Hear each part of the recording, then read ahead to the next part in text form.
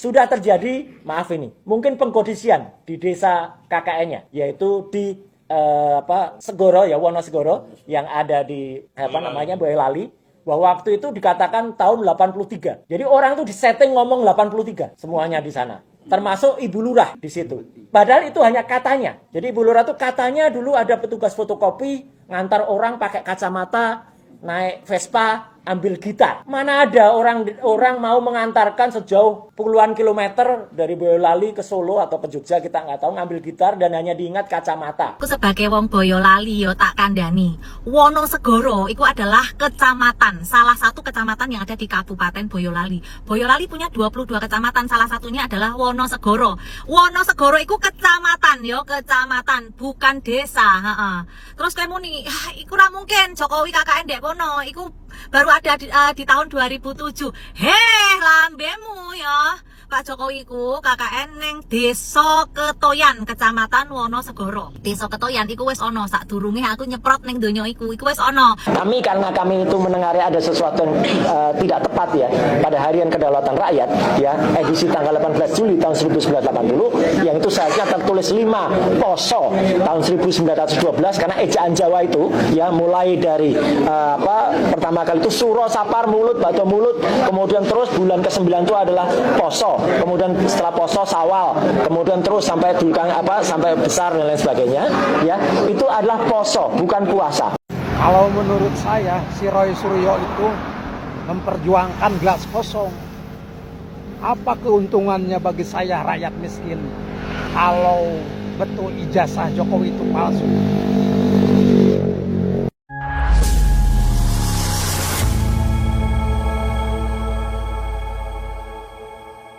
Assalamualaikum warahmatullahi wabarakatuh, saudara-saudaraku sebangsa dan setanah air, dimanapun kalian berada, semoga kalian selalu dalam kondisi sehat walafiat. Berjumpa lagi dengan saya di Gaspol Update. Kami bukanlah buzzer pihak manapun, kami hanya menyajikan keputusan ada di tangan Anda. Teman-teman, ini ada video yang menurut saya cukup menarik, yakni tentang si Roy Panci ya. Setelah gagal memframing bahwa desa tempat Jokowi KKN adalah fiktif ya, gagal itu ya, karena baru berdiri tahun 2000-an katanya, faktanya tahun 54 sudah ada. Kini si Panci menggiring opini lagi teman-teman ya.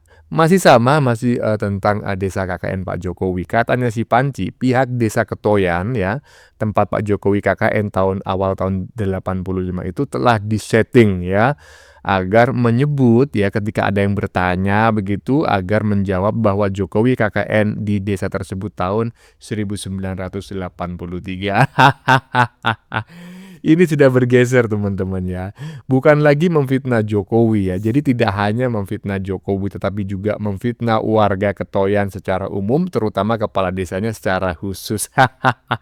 Jadi saya sangat berharap ya pihak kepala desa tidak tinggal diam saja, tetapi ikut melaporkan si Panci Dobol itu ke kepolisian ya, agar tidak tuman. Tuman itu apa? Tuman itu ya itulah pokoknya bahasa Jawa. Nah, bagaimanakah videonya dan bagaimanakah respon netizen? Mari kita tonton bersama. Kemudian mari kita komentari bersama di bagian akhir video. Ini dia. Temuan menarik lainnya adalah Jokowi kemarin juga beberapa yang lalu ketika diwawancara wartawan di Solo juga mengatakan KKN-nya adalah pada tahun 1985 awal.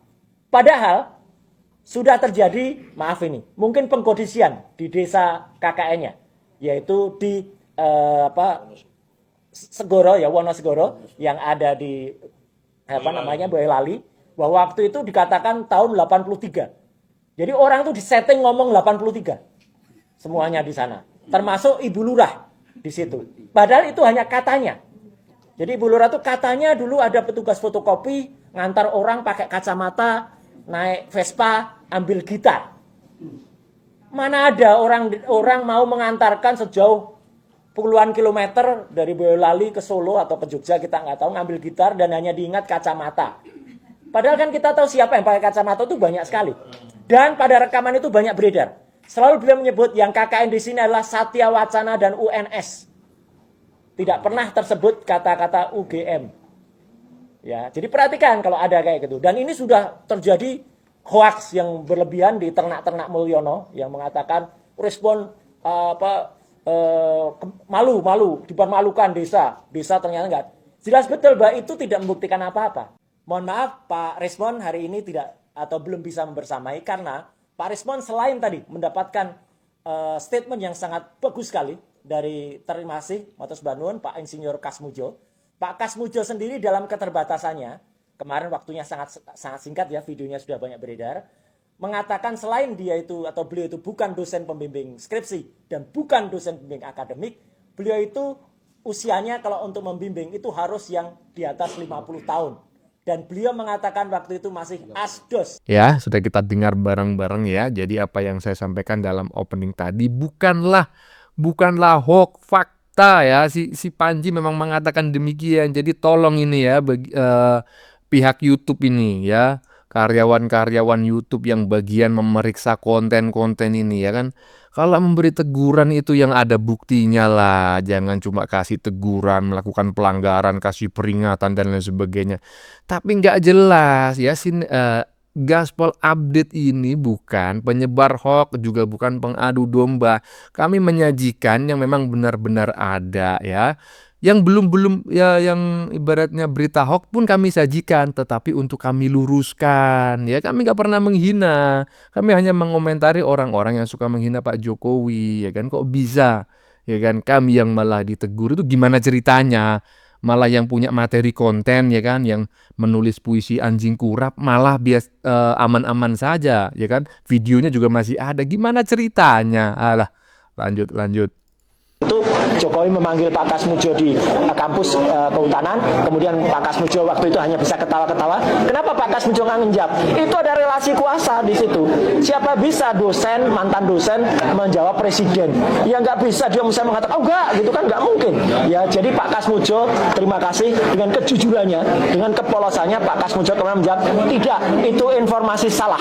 Jadi informasi tahun 2017 itu salah. Pak Kasmujo menjawab, bukan dosen pembimbing skripsi dan bahkan bukan dosen pembimbing akademik.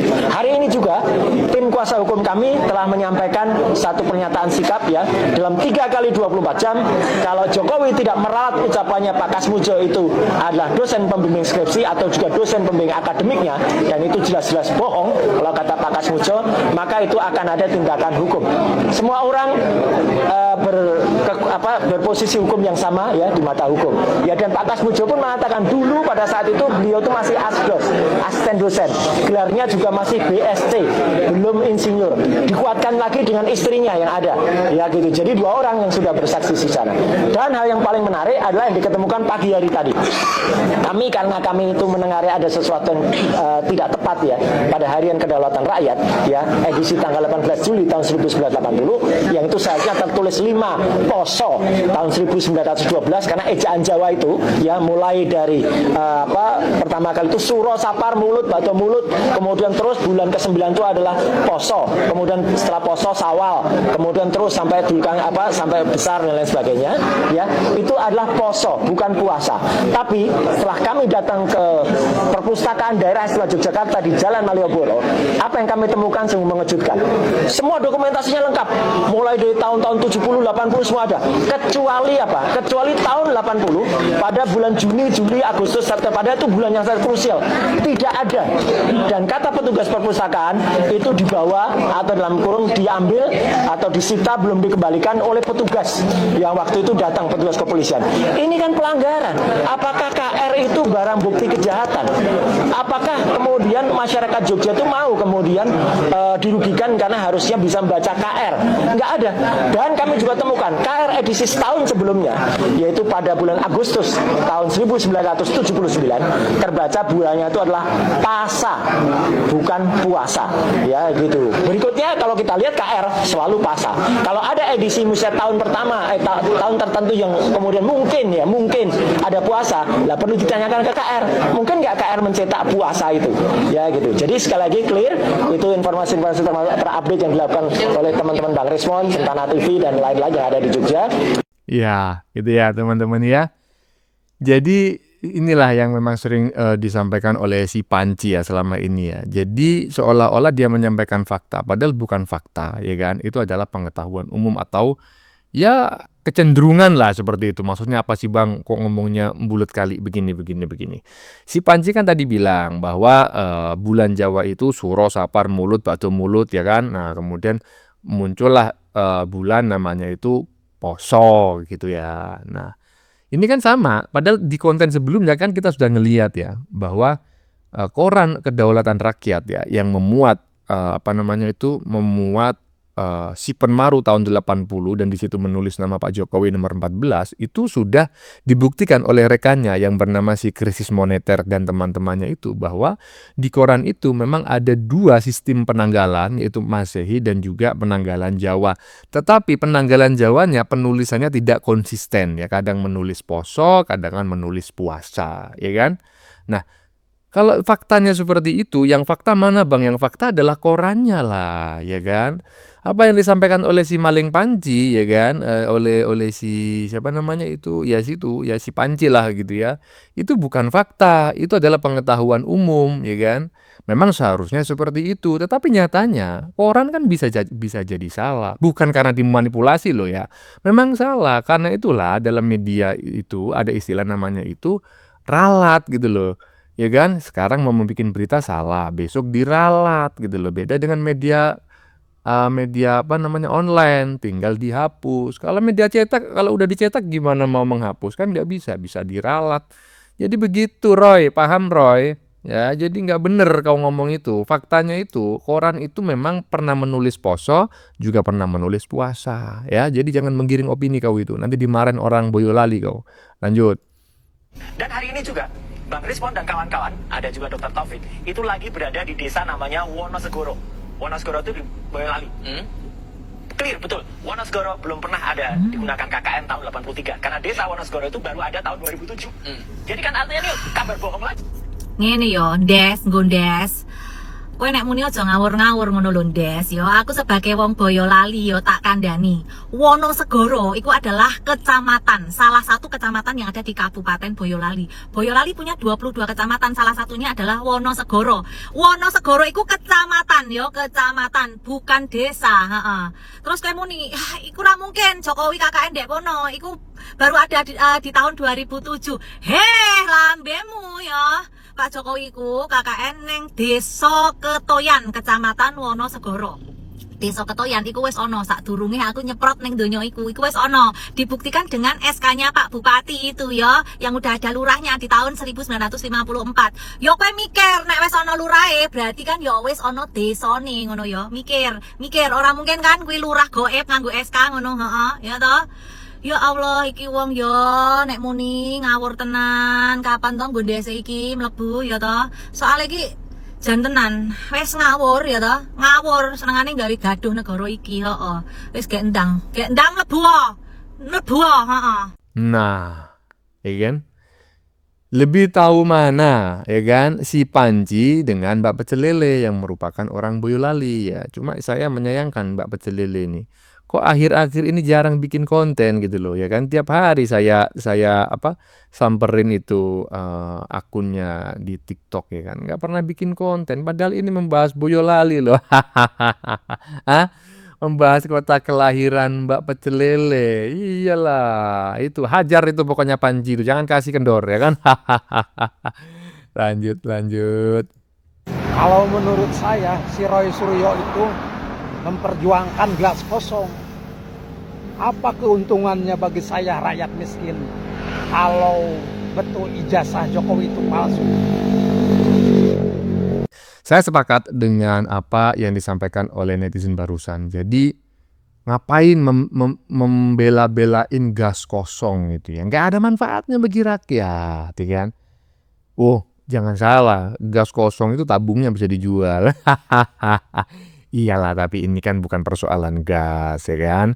Ini kan cuma analogi gitu loh. Jadi sebetulnya saya mau memberikan penjelasan ya kepada bapak-bapak penjual penjual gorengan lah atau penjual es krim barusan ya. Kenapa si Panji itu sangat ngotot ya untuk memfitnah lah gitu ya, memfitnah ijazah Pak Jokowi. Karena dia sudah kadung benci sama Pak Jokowi dan sudah kadung memfitnah. Jadi kalau dia berhenti sekarang itu bahaya bagi dia. Berarti dia menyerahkan dirinya ke penjara itu dengan gratis kan. Minimal si Panji harus membuat perlawanan. Walaupun si Panji juga sadar perlawanan yang dia lakukan tidak akan pernah membuahkan hasil. Ya kita lihat aja bareng-bareng ya. Apakah si Panji berhasil dengan upayanya yang gelibet-gelibet ini ataukah justru melanggengkan memudahkan ya yang bersangkutan melenggang ke balik jeruji besi. Lanjut. Ini untuk televisi yang meliput kita ya disiarkan ya, ini hari ini resmi FBI mensomasi Rismond Sianipar dan kawan-kawan. Jangan buat gaduh lagi di bangsa ini. Karena kemarin habis ribut masalah A pindah lagi ke B. Dari B ke C ke D nggak ada habisnya. Sementara pemerintahan Pak Prabowo ini lagi membangun. Nah, ya. Pemerintahan Pak Prabowo ini lagi membangun, semua lagi dibersihkan, koruptor lagi dibersihkan, mafia-mafia dibersihkan, rakyat lagi dipentingkan oleh Pak Prabowo. Apa ini juga ada maksud tertentu bikin menghambat kita punya presiden? Takutnya ada strategi politik mereka. Pura-pura memecah Pak Jokowi dengan Pak Prabowo, ujung-ujungnya menghancurkan Pak Prabowo juga. Karena ini politik juga gitu. Jadi hati-hati ya. Rismond, ini kau sudah kusomasi, ya kami FBI sudah mensomasi kamu. Silakan kau laporlah sama Abraham Samad, sama Ahmad Kojinuddin, sama siapa tuh yang hebat-hebat. Ilmu hukumnya nanti lawannya saya tuh ya. Nah, ini keren. Jadi ini menarik ya teman-teman ya. Dan mudah-mudahan ini juga ditonton oleh si Panji gitu. Daripada berharap 16 miliar dari Mama Ketum ya yang nggak jelas. Lu kok nggak jelas Bang? Prabowo aja loh dulu pernah dijanjikan akan dicalonkan sebagai calon presiden ya kan. Nyatanya perjanjian batu tulis juga diingkari. Apalagi hanya sekedar ngomong yang nggak jelas, nggak ada buktinya, nggak ada saksinya ya kan, nggak ada hitam di atas putih. Nggak mungkin lah akan dibayar oleh si Mama Ketum itu. Mending ya kan. Nih meladeni tantangan dari Bung Firdaus 1 miliar loh cash dan bisa bertambah sampai 10 miliar. Mending ini aja adu jotos di atas ring, nggak melanggar hukum ya kan, nggak memfitnah orang dan tidak berisiko di penjara. Ya teman-teman, bagaimana menurut kalian? Keputusan ada di tangan Anda. Silakan tulis di kolom komentar ya, baik Anda yang setuju maupun yang tidak setuju dengan isi konten ini. Sebelumnya saya memohon maaf jika dalam penyajian konten ini ada kata-kata yang menyinggung, kurang tepat penggunaannya, atau ada data yang dianggap keliru atau salah. Saya memohon maaf yang sebesar-besarnya. Kita jumpa lagi di lain video. Salam NKRI.